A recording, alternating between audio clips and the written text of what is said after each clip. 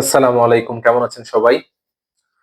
আমার হঠাৎ করে একটা জিনিস মনে হলো যে আপনাদের সাথে শেয়ার করা উচিত।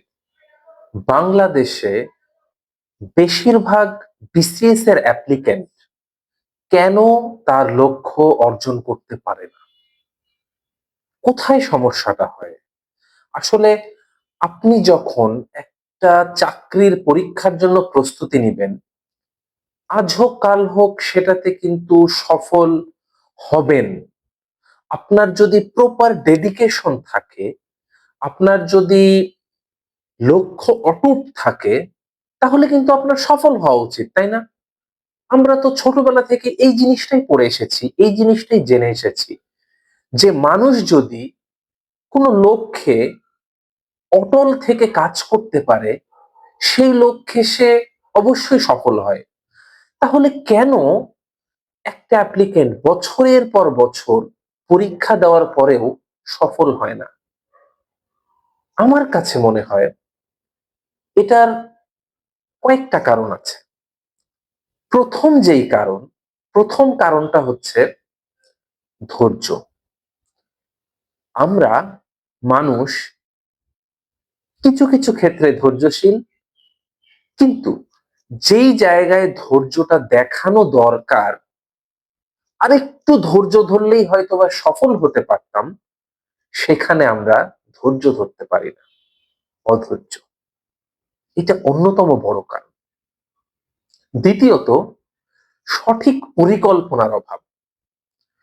আমাদের মাথায় চাকরির প্রস্তুতির সময় অনেক কিছু ঘোরে যে এইটা না হলে এটা করব, ওইটা না হলে ওইটা করব, বিসিএস না হলে ব্যাংকে যাব, ব্যাংক না হলে আমি স্বায়ত্তশাসিত প্রতিষ্ঠানে আবেদন করব, না হলে প্রাইভেট কোম্পানির অমুক বড় ভাই তমুক বড় ভাইয়ের সাথে কথা বলে রেখেছি, এদিকে না হলে ওদিকে যাব। আমাদের মাথা ৩-৪টা দিকে চিন্তা ভাবনা করে। তো এই জিনিসটা কিন্তু আমাদেরকে আমাদের লক্ষ্য থেকে সরায় নিয়ে যায়। আপনার যদি একটা সার্টেন লক্ষ্য নিয়ে আপনি আগান এবং আপনি ডিসাইড করেন যে যতক্ষণ না পর্যন্ত এই লক্ষ্যটা আমার অর্জন হবে, ততক্ষণ পর্যন্ত আমি চেষ্টা করে যাব।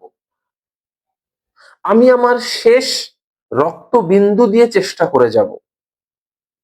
আমি আমার শেষ বিসিএস এর অ্যাটেম্প্ট পর্যন্ত চেষ্টা করে যাব। আমরা কিন্তু কি যখন বয়স ২৭, ২৮, ২৯ হয়ে যায় তখন ভয় পাওয়া শুরু করি যে আমার হাতে আর সময় নাই। আমাকে একটা চাকরিতে ঢুকে যেতে হবে। আমার হয়তো আর বিসিএস হবে না। এই ভয়টাই আমাদেরকে বিসিএস হওয়া থেকে দূরে সরায় দেয়। তাই এই পয়েন্টটাতে আমি বলব যে লক্ষ্যটা অটুট রাখেন, ভয় পাবেন না। কি হবে ভাই? আপনি শিক্ষিত একটা মানুষ।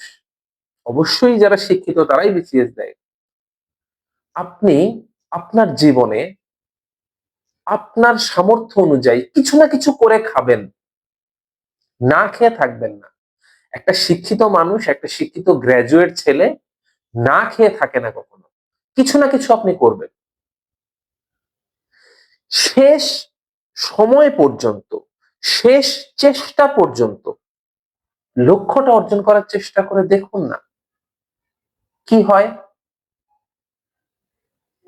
সময় নষ্ট করবেন না। সময় নষ্ট করা অন্যতম আরো একটা কারণ। এটা 3rd মোস্ট ইম্পোর্টেন্ট পয়েন্ট। আমরা আজকে ভাল লাগছে না পড়তে, একটু বন্ধুদের সাথে আড্ডা দিয়ে আসি। কালকে আমার অমুক বন্ধু ডেকেছে, তার সাথে একটু সময় দিতে হবে। পরশুদিন আমার পরীক্ষা আছে, পরীক্ষার জন্য পড়া পড়তে হবে। পরের দিন আমার অমুক জায়গায় যেতে হবে, আজকে একটা গুরুত্বপূর্ণ কাজ আছে। এইভাবে দেখা যায় আমরা দিনের পর দিন অপ্রয়োজনীয় কাজে সময় নষ্ট করছি। যেই সময়টা শুধুমাত্র পড়াশোনার পিছনে দেওয়া উচিত ছিল, সেই সময়টা পড়াশোনায় না দিয়ে অনেক আজে বাজে সময় আমরা নষ্ট করছি। এইটা খুবই খারাপ।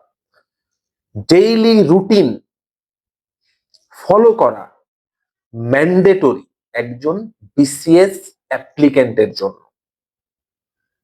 আপনি যদি সরকারি চাকরি প্রার্থী হন, বিসিএস অ্যাপ্লিকেন্ট তো বাদই দিলাম, যে কোনো সরকারি চাকরি প্রার্থী হন, আপনাকে প্রতিনিয়ত পড়াশোনা করে যেতে হবে, ডেইলি। সময় নষ্ট করার সময় নাই। আপনার লাইফে অনেক সময় আছে, যে সময়টা আপনি আড্ডা দিবেন, ঘুরবেন, ফিরবেন, সেটা পরে করেন না। চাকরিটা নিয়ে নেন, বিসিএস ক্যাডারটা হয়ে যান, তারপরে না হয় আপনি বিরিয়ানি খেতে যান, তারপরে না হয় আপনি কক্সবাজার ট্যুরে যান, তারপরে না হয় আপনি সাজেক ট্যুরে যান। একটু পরে করেন না। আপনার যে পড়াশোনাটা, সেই পড়াশোনাটাকে শেষ করে নেন, তারপরে আপনি সেই জিনিসগুলো করেন।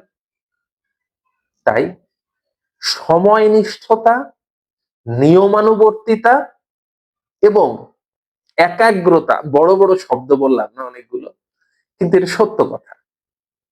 আপনি যদি আপনার লক্ষ্যে অটুট থাকতে পারেন, আপনি যদি ধৈর্য ধারণ করতে পারেন এবং আপনি যদি একাগ্র থাকেন, নিয়মানুবর্তী থাকেন, সঠিক রুটিনে প্রতিদিন পড়াশোনা করেন, বিলিভ মি, আমাকে উপর বিশ্বাস রাখুন, ইনশাল্লাহ অবশ্যই সফল হবে।